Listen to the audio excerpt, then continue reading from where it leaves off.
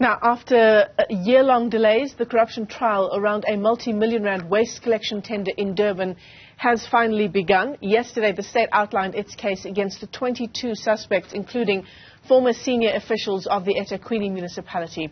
Among them is former Mayor Zandile Gumede, who's been pinpointed as the head of an apparent criminal enterprise. Newzroom Afrika's Karinda Jagmohan is covering the case and joins us live this morning. Karinda, great to see you. Good morning. What happened in court yesterday?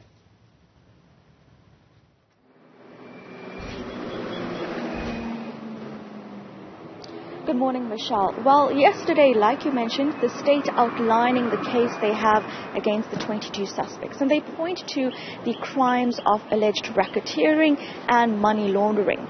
They gave the court an organogram in which they pictured the 5 main accused suspects as the head of this criminal enterprise, revolving around the Durban Solid Waste Unit tender. This tender at the waste unit for waste collection in the city was supposed to be 45 million rand. But Michelle, after the alleged corruption and these crimes occurred, this tender, or the payouts rather, was bloated to over 320 million rand paid out to some of the companies that are also listed as accused in this matter. The state says Zandile Gumede was the head of this criminal enterprise and that she used her office to determine the dynamics as well as the beneficiaries, both for her own political and financial benefit. These are the allegations by the state. They say that a senior executive councillor in the municipality, who has now left his position, Mondli Mtembu, managed this criminal enterprise in terms of instructing service providers and eThekwini municipal councillors on how to navigate supply chain management processes to ensure that that specific tender at the Durban Solid Waste Unit would be awarded to specific companies. They were also assisted by the former city manager, Sipho Nzuza, the former deputy head of the supply chain management, Zandile Gumede, as well as the deputy head of the Durban Solid Waste Unit, Robert Abu.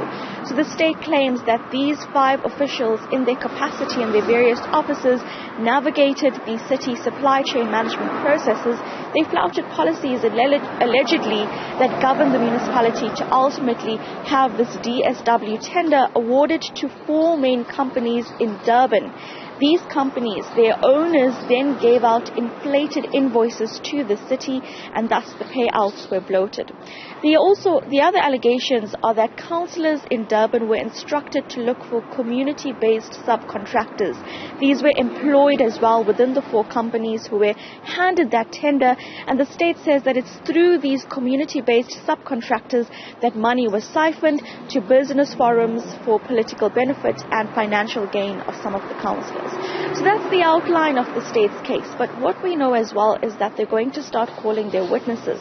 We expect the first witness to be called today. It's a 3-week-long trial, but it's also happening in periods. So this current trial that's happening now in March will outline some witness testimony and cross-examination. Remember, there are 22 suspects, so the cross-examination will be quite lengthy, and then there will be further periods of this trial happening throughout the remainder of the year, as well as we expect going into next year because of the large volume of evidence and the number of suspects. Today we expect to be called to the stand Mbuso Ngcobo. He is the city's head of the Integrity and Investigations Unit, and he was the person who received the first anonymous complaint about the DSW tender. So essentially, he started the forensic audit and collected evidence of what we're seeing now, the case at large revolving this multi-million-rand tender. So expect this to start now with the cross-examination from the various attorneys, the advocates in court, and possibly now the defense coming to explain how this unfolded and to essentially defend their actions in court. So still quite a long road ahead is what you're saying, Karinda.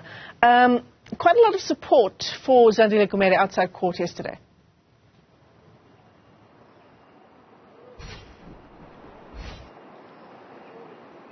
That's correct. In fact, there were marquees set up outside court where a number of people and this usually happens during her court appearances. Remember, one of the first court appearances she had, a number of people were inside court, even blocking the media from taking visuals of Gumede. At that time, she was just taken to holding cells because she was just arrested. That was May 2019. And since then, up until now, that has not changed. There are a number of women, especially, that come out wearing ANC regalia as well, that come outside court to support Zandile Gumede. There are often bus show we see as well, and there's sometimes a stage set up. But Gumede cannot actually speak to the supporters because of the step-aside rules of the ANC, which states that she cannot actually engage in such activities. She is still the head of the ANC, or the chairperson of the ANC's branch in eThekwini, which is one of the largest branches countrywide, but she is not acting in this capacity. There's an acting chairperson for her until, of course, this court matter is resolved. So currently she still holds a lot of support, and that even shows by the way of her position currently in the ANC regarding eThekwini. Karinda, Jagmohan live to us there ahead of the second day, at least this week, insofar as that court case is concerned. It's happening at the High Court in Durban. Karinda, thanks very much indeed for that update.